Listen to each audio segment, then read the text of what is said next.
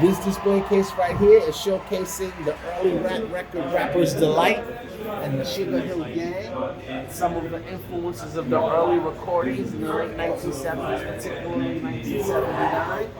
So we have an old reel-to-reel tape of a recording of the record. Now, if you move a little bit further down, this display case.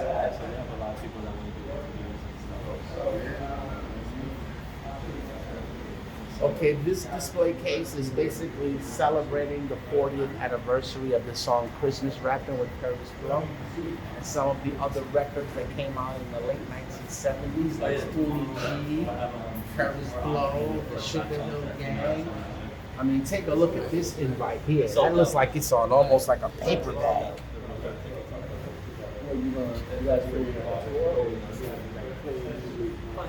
Playing music nonstop, man. The original beatbox machines. How did that work? Well, you plugged it into the sound system and you programmed it, and it played beats, and it had that echo sound, like the echo chamber. 1, 2, 2, 2, 2, 2, 2, 2. This is Can you do that machine. again? 1, 2, 2, 2, 2, 2, 2, 2, 2. Test. That's what we used to do when the echo chamber used to do that. Oh, did you used to DJ? I was a dancer. I'm a b-boy. I do this. You know, that's what I do. Show me that again. A little bit of me, a little, a little bit. Nice. Okay, now when you come over here, you see some ancient equipment. We had some children come here, and I asked them, have you ever seen a record before? They never saw a record, let alone a cassette tape.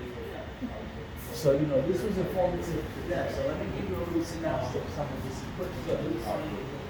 Okay, as you can see, we have a photo of an actual record store where people used to actually go in and purchase vinyl recordings. These kids know nothing about going into the store and purchasing an album and hanging the poster up in their bedroom of their favorite artist and wishing they could get to the concert. Those days are over. Now everything is a selfie. They don't even ask for autographs anymore. They want a selfie. So it's just a different time. So it was very interesting to try to discuss this to them, showing them an 8-track cassette tape, trying to explain to them how the 8-track tape used to be state-of-the-art technology in the cars as far as audio was concerned.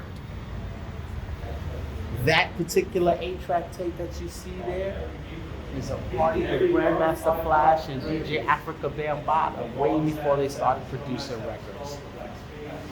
Long time ago, right? You see, we have an old reel-to-reel machine, right?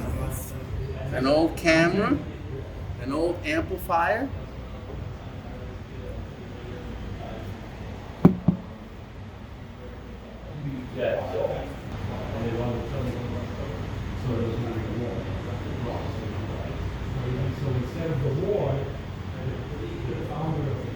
That's a really nice way he's filming that. That's really nice. Yeah, it's working out quite nicely with Yes. this. Okay. And you're doing a great job too. Okay, as you can see up here, right? These are more invitations and promotions for parties that were given in the 70s. Like look at this one at the Webster PAL, February 20th, 1978. DJ Casanova Fly, who was Grandmaster Cass from the Cold Crush Brothers, right? DJ Africa Bambaataa, right? And look at the cover charge for the party. $3. $3. So as you can see, here's another handwritten Where does this say $3? right there. Oh yeah. Look at this one, 75 cents. 75 cents and $1. What year was it? This was 1975. So as you can see, things have changed. Parties are no longer $2, $3. They're no longer in local spots. They're in major nightclubs and coliseums and arenas now. But in the beginning, they were in hole-in-the-walls. They were in small little clubs. But don't people miss that anymore? Yes, we do miss it. But life is different now. Here's a photo of the great Cool Herc and DJ Breakout. Great Cool Herc did DJ Breakout. And he's also responsible for a lot of all these flyers he did, and some. This is some of them. I filmed him at an event in Central Park a few years back. Oh, okay. We were trying to get an interview with him, but yeah, he wouldn't get us he one. wouldn't do it all. He's a pretty private person, I think. I would think so, yes. Yes. So now let's take a look at this display case over here where Fable is standing.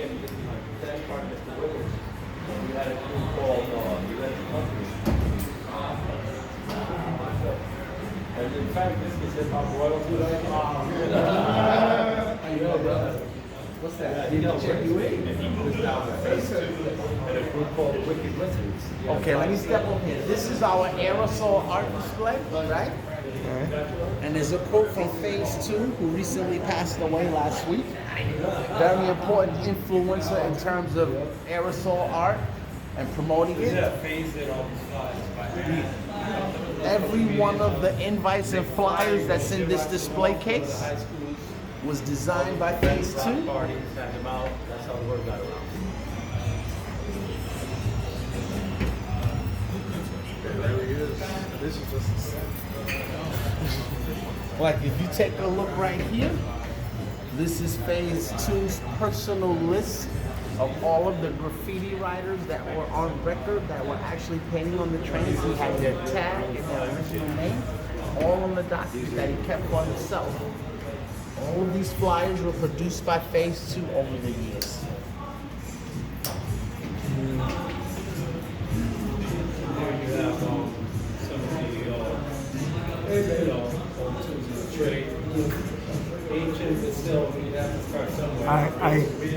I'm lost. What is this piece of paper?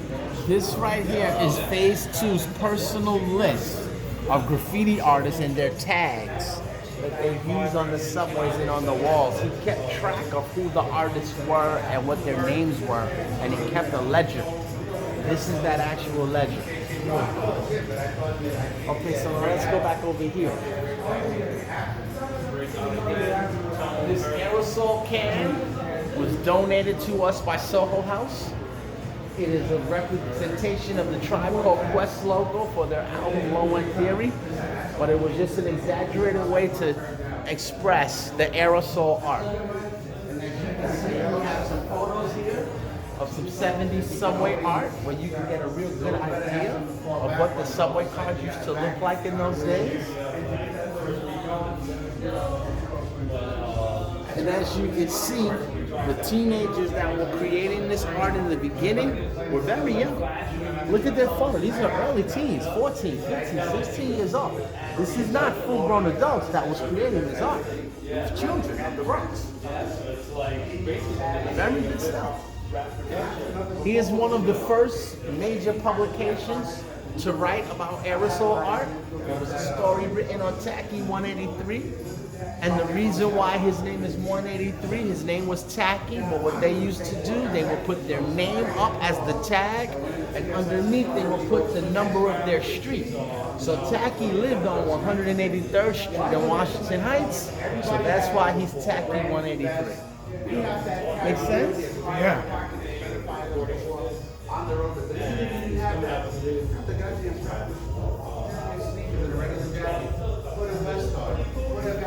All is tacky now. In the 60s. Well, I know what that's like. Okay.